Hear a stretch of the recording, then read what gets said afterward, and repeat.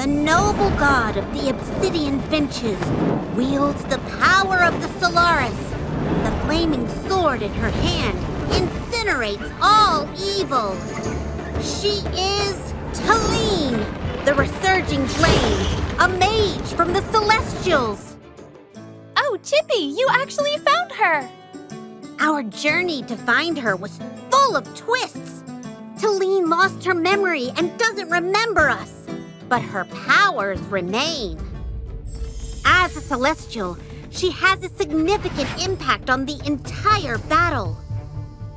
When Talene unleashes her ultimate, Divine Conflagration, she flies to the center of the battlefield, launching a wide-range flame attack at the enemies.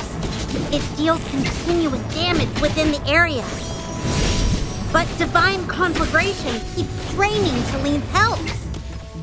As time passes, her health also depletes faster, but her damage stacks up accordingly. The second ability, Radiant Resurgence, generates a warm current that heals her allies whenever Talene loses health. Conversely, whenever her health is recovered, Talene generates a surge that damages her enemies. Casting this skill summons the Heavenly Fire by consuming a portion of Talene's maximum health, the flames damaging all enemies within the area.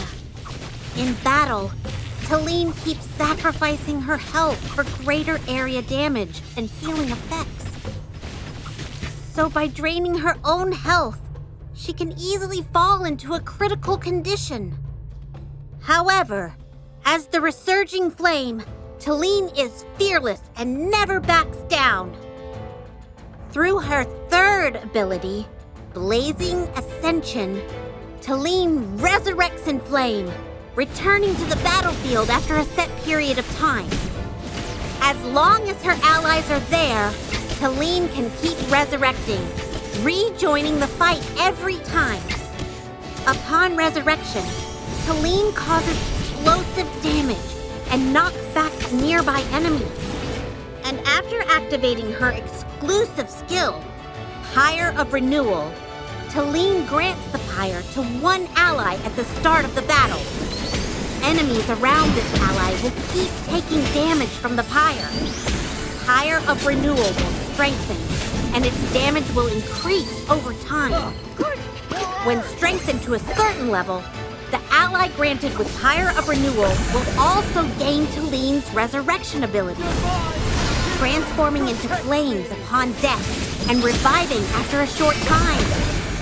Note that the resurrection ability granted to her allies can only take effect once per battle. The holy flame never dies, and hope remains eternal. Talene's determination and fearlessness will forever inspire the people of Asperia to fight against darkness and evil. Speaking of the people of Asperia, do you remember Kruger's plan to rebuild the clan? I heard that after much effort, Kruger and Magister Merlin have brought many changes to the Grimmaw clan. Yes! Now the Grimmaw clan have great respect for Magister Merlin. I hope they will get along well with more clans in the future. Now it seems Walker also needs some help from us in Alkali. That's right. Ever since the Quicksand Claws were defeated, they've scattered into smaller factions, causing chaos and trouble in Alkali. The Bounty Hunters have formed a small alliance, but they need more members and camps to handle surging quests. The leader of the Bounty Hunters, Silverbeak, provides a reputation quest every day, and completing it earns reputation points. Reaching a certain reputation level unlocks new story quests and helps you establish new camps with the Bounty Hunters. As reputation level increases, rewards like upgrade materials for artifacts, title, frame, and avatar can also be earned. I thought bounty hunters were all outlaws. Didn't expect to see such heartwarming moments. Their lives are way more colorful than you would ever imagine. Let's accept Walker's invitation and visit Alkali. We can help him out while experiencing a new way of life. And besides these quests, There's another new way to explore all of Hesperia, and that's Crystal Clash. Recently, Evergreen Conservatory discovered a form of magical crystals that seem quite profitable. That's right. They're known as crystal geodes. At the event, you'll find these crystals all across Hesperia. You can opt to protect any unguarded crystal and start setting up defenses around it. Defenses? Do you mean others in the overworld can come and seize them in battles? Yes! When others discover your crystal geode, they can attack and challenge your defense from outside in. The more defense points they defeat, the more rewards they can claim. Mining crystals takes time, so rewards will arrive only when the guarding time is over. Wouldn't it be better to bring in some helping hands to handle it? Yes, it's best to invite a teammate to help you guard the crystal to make your defense impenetrable. Then again, you can also invite teammates to raid others' magical crystals. That sounds so thrilling! Indeed. That's why we need to be cautious about how we defend. How visible the crystal geode is, how many rewards it brings, and how difficult it is to defend will all affect the final gains. So much to learn and discover. Well, the thrills are not limited to Crystal Clash. The upcoming Guild Supremacy event is equally exciting. Once the event starts, Glyph Shade will be activated for all guilds. Once activated, all members in the guild can participate. Guild members need to work together to defeat the Glyph Shade. Everyone has a fixed number of attempts per day for each difficulty level. Upon defeating the Glyph Shade, guild members will receive rewards based on its difficulty. And after reaching a certain amount of honor points, the next difficulty level will be activated. What if the Glyph Shade is too difficult to fight? Don't worry. Even if you fail to defeat the Glyph Shade, you will still receive rewards based on its remaining health. At the end of the event, guilds will be ranked based on the highest difficulty Glyph Shade they activated and the damage dealt at that difficulty level. Rewards will then be distributed to the guild members accordingly. Apart from guild events, Honor Duel will also see many new updates. Once the Duel store reaches level 4, the lucky ones may also find an item called Random Ascension. This item can randomly upgrade an unowned or non-legendary hero to legendary, making it a quick way to boost your power. Are there any other changes besides new items?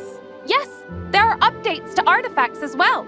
If you choose artifacts that are strongly bound to a specific faction or hero, the corresponding faction will appear in the shop refresh within a certain number of times. When artifacts reach 2 stars, you can choose one piece from 3 legendary equipments. You can now also buy Artifact XP in the Duel store to help level up artifacts quickly. In addition to the artifact system, hero refreshes have also been updated.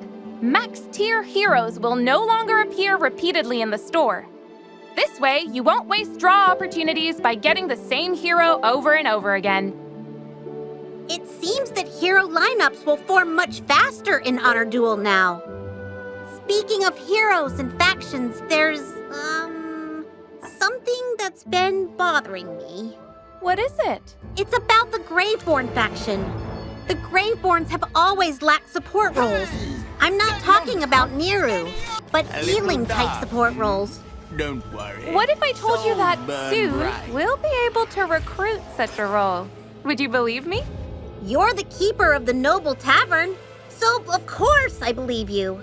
Then let me introduce you to Ludovic.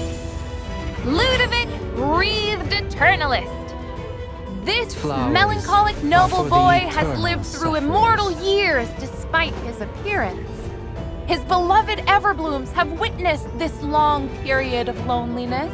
These fragile petals hold immense spiritual power. In battle, all of Ludovic's skills revolve around these beautiful florals. At the beginning of the fight, Ludovic creates Everblooms under himself, providing continuous healing to allies within their range. However, there's a limit to the healing. Once withered, the Everblooms can no longer heal. but they will slowly replenish their power and revive after a while. Whenever an enemy loses a significant amount of health, the Everblooms absorb part of the lost health to replenish their power. Ludovic carefully selects his enemies as nourishments for his beloved Everbloom. By casting Lifeweaver's blooms, Ludovic places a floral curse on an enemy. The cursed target will be surrounded by white flowers, continuously losing health. Then, by casting Ethereal Blooms, the Everblooms will be transferred to the locations of an ally. They absorb the health of enemies around the new position, converting it into healing power for the allies.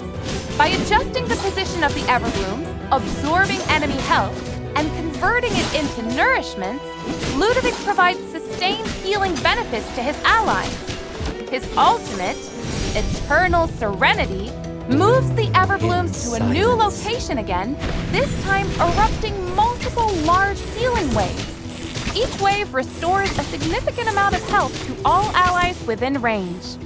And upon unlocking his exclusive skill, Ephemeral Berries, every time the Everblooms absorb a certain amount of health through Lifeweaver's blooms, berries will be produced. These berries will explode, dealing damage to enemies and providing healing to allies within range. Survival or destruction? Perhaps in Ludovic's eyes, the cursed enemies have already become true works of art. I look forward to meeting Ludovic in Hesperia, but I hear his story remains a mystery. Will we have the chance to get to know him and learn about his past? I'm sure we will. Ludovic isn't very good at expressing himself, but I believe we'll come across more stories about him in the future.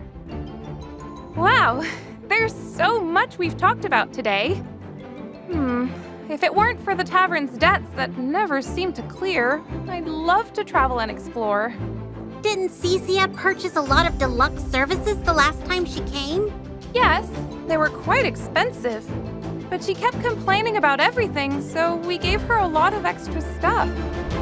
Oh, let's hope our new friends can help subsidize the expenses a little bit. Okay, don't worry, I'll handle the debt. What you should worry about is... Hero Drill is ending in a few days, so don't miss out!